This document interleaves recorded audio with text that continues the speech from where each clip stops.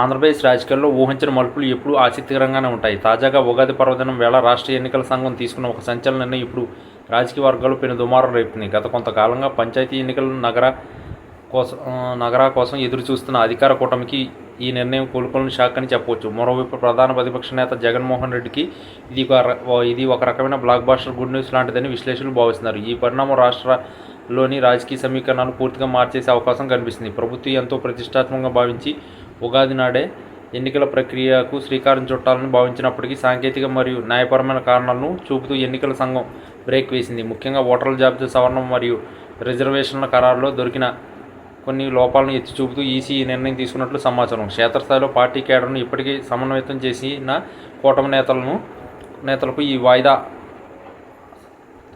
ఆసనీపాతంలా మారింది.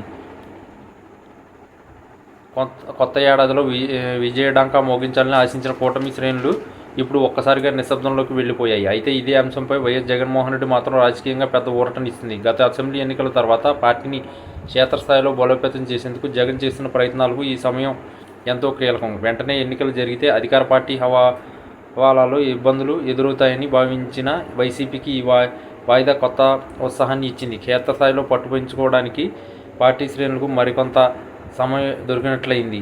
జగన్ తన వ్యూహాలను మరింత పదును పెట్టేందుకు ఈ విరామం ఒక వరంలా మారిందని రాజకీయ పండితులు అభిప్రాయపడుతున్నారు. ఎన్నికల సంఘం స్వతంత్రంగా వ్యవహరిస్తూ తీసుకున్న ఈ నిర్ణయం ప్రజాస్వామ్య వ్యవస్థలను అత్యంత కీలకమైందని విశ్లేషణలు వినిపిస్తున్నాయి. త్వరితగతిన ఎన్నికలు నిర్వహించి మైలేజ్ పొందాలనుకున్న కూటమికి ప్లాన్ రివర్స్ అవడంతో ఇప్పుడు వారు తమ వ్యూహాన్ని మార్చుకోవాల్సిన పరిస్థితి ఏర్పడింది. గెలుపు తమదేనన్న ధీమాతో ఉన్న కూటమికి ఈసీ నిర్ణయం ఒక హెచ్చరిక లాంటిదని కొందరు వ్యాఖ్యానిస్తున్నారు. అదే సమయంలో ఓటమి భయం లేకుండా పోరాడేందుకు సిద్ధమవుతున్న జగన్ సేనకు ఇది ఒక నైతిక విజయం లాంటిదని చెప్పవచ్చు. మొత్తానికి ఆంధ్రప్రదేశ్ పంచాయతీ పోరు ఇప్పుడు ఒక రకమైన సస్పెన్స్ థ్రిల్లర్కు తలపిస్తుంది. ఉగాది పచ్చడిలాగే రాజకీయం కూడా తీపి